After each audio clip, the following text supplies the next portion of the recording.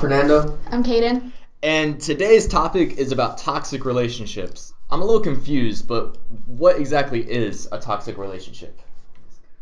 To me, a toxic relationship is it isn't just an intimate relationship. It can be a friendship. It can be the relationship with your parent. It can be a relationship with someone you look up to. It can basically be any form of relationship you hold with someone that just isn't good for either of you. hmm And if you want something a little bit more specific, the definition, a toxic relationship is a relationship characterized by behaviors on the part of a toxic partner that are emotionally and not infrequently physically damaging to the other partner. Yeah, in my opinion, a toxic relationship is just a relationship where it's not healthy for either of them. It's not like not even neutral. It's just negative towards both of them. All right, well, thank you for everybody who gave their answers on what a toxic relationship is. And today we actually have a special guest for our show. We have our high school counselor, Mrs. Colley. Say hello. Hello, everybody. And she's here to tell us about what, in her opinion, a toxic relationship is, and if she has any experience with that. So toxic relationships, of course, is exactly what you guys said. Whether it's one-sided or whether it's for both parties, whether it's violent, verbally abusive, emotionally abusive, that causes strife between the two parties. And so that can be a relationship for friendship, that can be a relationship with your parents, as well as with, of course, your significant other. So I've seen a lot of toxic relationships, not personally. I mean, well, yes, before I met my husband, but in the students that I've taught and counseled over the years. And it's a huge topic that's not talked about, I don't think, enough between middle school, high school, even the elementary. There needs to be some conversation about what a toxic relationship is and how to have a healthy relationship. So I have quite a bit of experience. I've done some seminars on toxic relationships. I even brought in a speaker to some of my classes when I was teaching to show the students the difference between healthy and toxic relationships. So I have a little bit of experience with those. So, what do you think are attributes of toxic relationships? So, some attributes of toxic relationships: verbal abuse, physical abuse, of course, emotional, name calling, um, just anything that will diminish a person's character, who they are, who they think they are. Anything that makes a person feel bad about themselves is toxic. Whether it's in joking, that's not healthy. Whether it's intentionally trying to bring someone down to make them afraid or whatever it is the person's trying to do. So those attributes, of course, the name calling, the verbal abuse in any way, and the physical for sure are toxic. I was gonna say, I noticed when you're talking, you're saying stuff like name calling and teasing and stuff like that. And a lot of people, when they think of a toxic relationship, I know they think like, oh, you're dating this person. But I feel like a lot of it can come to like friendships and stuff like that too with the toxic relationships. Um, just one question. You said you listed all those attributes. What, in your experience, have you seen most, from relationships? Which one of those is what you see most? More so the emotional, where someone has gotten inside of the head of the other, and they don't respond to being called names or talked to pretty badly. I've seen the physical, but it's more so the emotional, because once you emotionally have someone kind of screwed up, you can pretty much do what you want, which is terrible. But a lot of times when you see abuse in relationships or in toxic relationships, you see the emotional first and then it leads to the physical. It doesn't necessarily start out physical at first. You don't see a guy really sweet one day and then slap the girl the next, right? It starts with calling her names or saying things that will hurt her feelings or make her feel bad about herself. It starts there, and it starts in the mind, and then it escalates to the physical. You said you mentioned male a lot. Has there been any experiences where it's been the female? Absolutely. Females are just as emotionally abusive and physically abusive as males. So yes, I shouldn't have been one-sided. It is definitely the females that do it as well. I've had situations when I was in the classroom where I would see the young ladies hitting the boys, and I would tell them, "Stop! You shouldn't put your hands on a man, because then if the roles reverse, then you're calling, oh, he's done this to me. Well, you shouldn't do it the same." So females are just as aggressive in the toxic relationship as the males. Interesting. Yeah. How do you recognize if you're in a toxic relationship, or how can you tell if you're in one?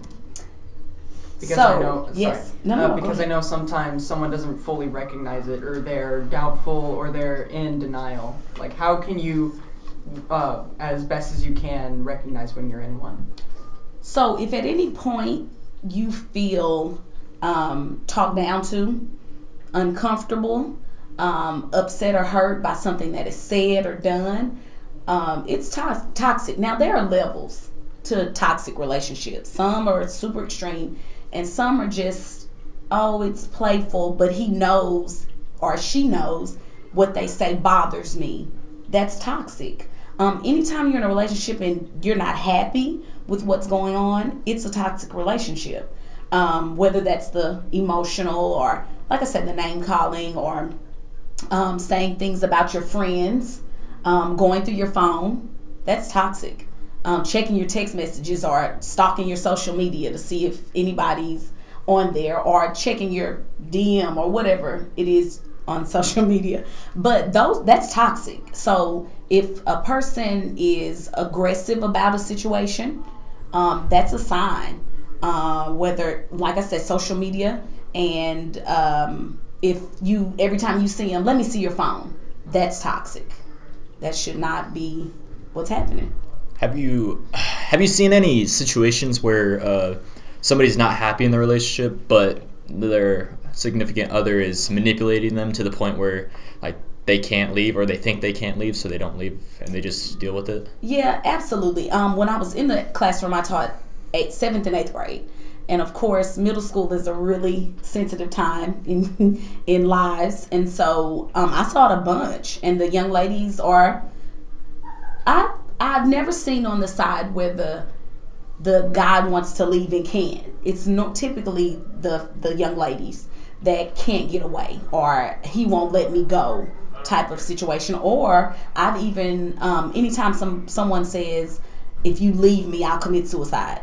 Mm. That's extremely toxic. And so you just have to pay attention. And what happens in relationships, and we all know this, there's a honeymoon phase, and we're all in love, whether it's love or friendship, and you can't see the red flags that are waving because of the emotions that are tied up, right? But you have to be careful. When something makes you uncomfortable, it is not healthy. And so, yeah, I've seen it where, oh, he says I can't leave, or he'll do this if I leave. That's terrible. That's terrible for someone to say, because then if you feel like you have no choice, and that's not fair. Hmm. You mentioned the one that really caught my attention, where it's like you're talking about all these different things, where it's like they threaten this or this if you leave me. What would you do in that situation? Like, you want to leave, but they just give you like a threat, such as like, oh, I'll hurt this person, or I'll hurt myself, or this or that. What would you do in that situation? Or I'll hurt you. Yeah. Yeah, it's Ah, just like now that's common as well. Um, you always need to seek some adult Mhm. advice when it comes to that. If it's you're gonna hurt me, now I need to call the police, or let someone who can protect me know. Now, if it's, oh, I'll kill your dog, right? Or I'll hurt your little sister, or I'll hurt myself, right? Mhm. You have to let someone know that. Whether it's the school counselor, of course, whether if you have a therapist of some sort that you consult with, or your parents. Never be caught in a situation where oh, he says I have to stay or she says I have to stay, and then you're stuck in this relationship because you're afraid to tell someone else that can help. So my suggestion always, if you feel like you can't handle it and you can't walk away without something happening, you have to tell an adult, a counselor or a teacher or your principal, or you know what I mean, someone that can help. Your parents, for sure. Your parents. Yeah. Do you think that there's any mental illnesses that could help, that would contribute to them being like the toxic one in a relationship or making the relationship toxic? Like, could you elaborate on that? So there could definitely be some mental disease or some mental health issues, absolutely. But sometimes I truly believe that people are just manipulative. They want control, and that's in a toxic relationship when you have people who do that and try to force themselves on people to stay or abuse them in any way. It's a form of control, and you see it all the time in the movies and on TV when you have these situations where people can't get out. It's a form of control. Now, is there mental disease involved sometimes? Absolutely.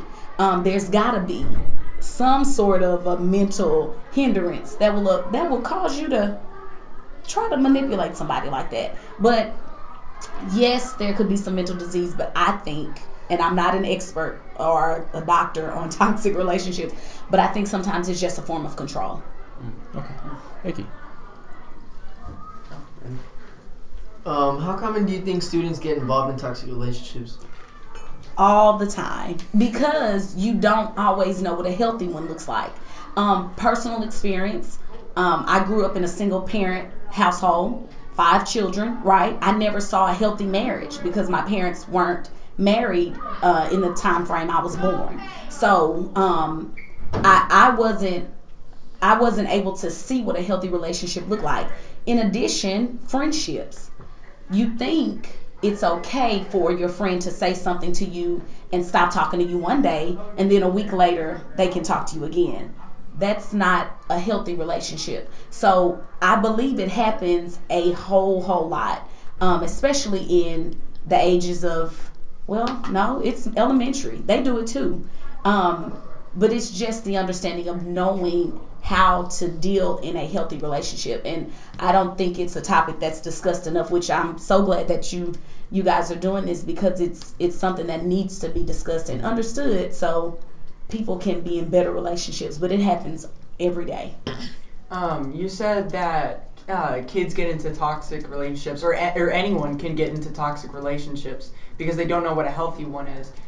Do you mind explaining what you believe a healthy one is, or how you can tell what a healthy one is? Just to detour from toxic relationships, just to explain what healthy Yeah, is. sure. So in a healthy relationship, that to me looks like both parties being on the same wavelength, communicating in a way that's not unhealthy, no calling names, being able to listen to both sides, having communication, conversation, right? Without you getting upset or you getting in your feelings about something. And I mean, it happens.